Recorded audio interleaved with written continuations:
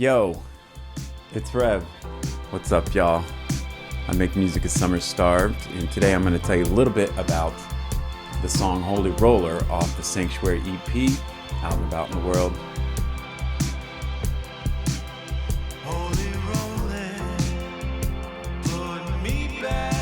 Yeah, so Holy Roller, we really wanted this to be like a real feel-good song. So it kind of has it's like a bit of sadness to it, but it also has this bit of joy.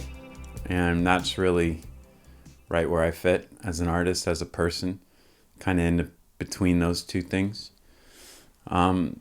We were thinking a lot about, or I was listening a lot to John Lennon, Beatles, etc.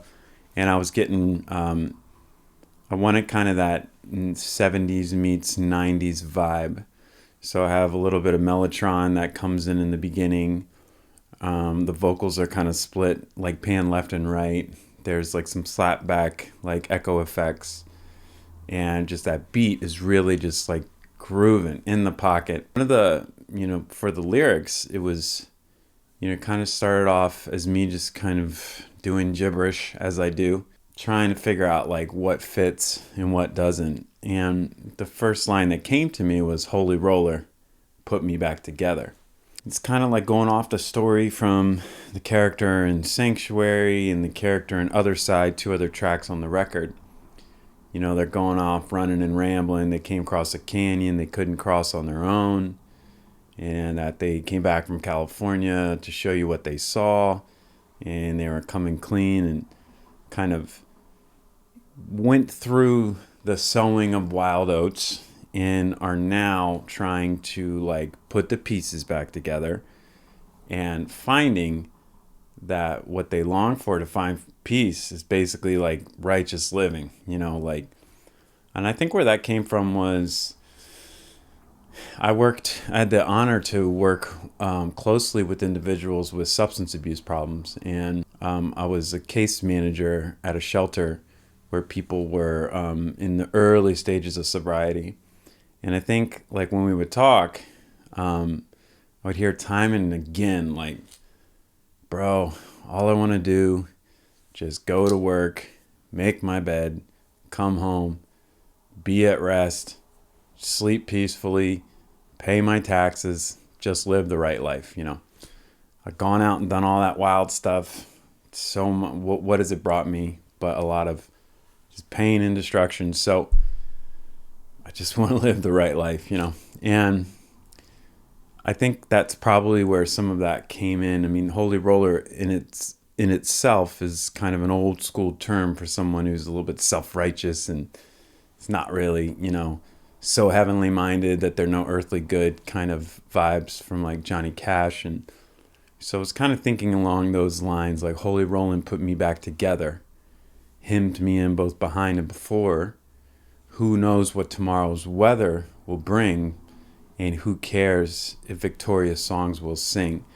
It's this idea of like kind of coming back together and bringing a little bit of structure to your life after you've kind of gone out and tried to find what it would be like to experience the wilder life, so to speak. So this is kind of what I was thinking about.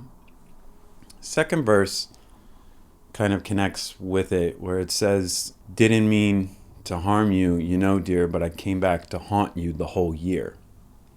And this again is dealing with this kind of concept of like unintentionally harming or hurting someone with your actions, and not meaning for that to happen, and kind of coming to grips with that.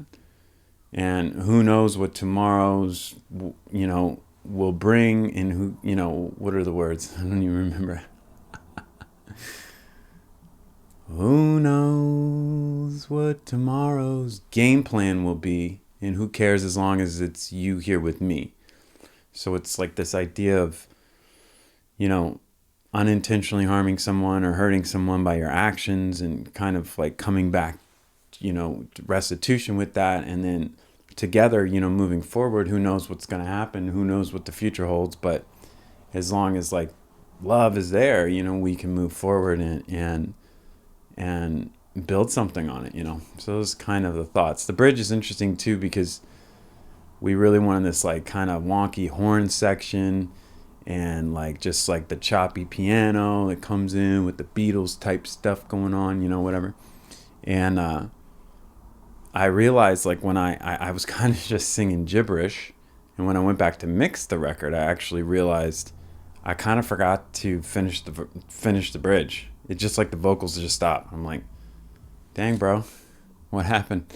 So I kind of cut up some vocals and repeated it, but that was supposed to be kind of this like a really obscure kind of part of the record that doesn't really fit anywhere else. You have this kind of 60s pop like Beach Boys, Beatles, like choppy like chords on the keyboard with this big old horn section, and then it leads into my favorite part of the whole record by far, which is this like Justin just basically brings the noise with this guitar solo that wraps the song up. And as soon as I heard that guitar solo, I was just like, even when we recorded it, I was just like, man, this is powerful. I don't even know how to explain it other than like the guitar is like speaking to your gut, you know, in that moment. And so I really wanted to keep that together, like hold the rhythm section going and then just the guitar to speak for us, you know, kind of almost encapsulating the whole record at that point. So, man, what a trip. It's really beautiful.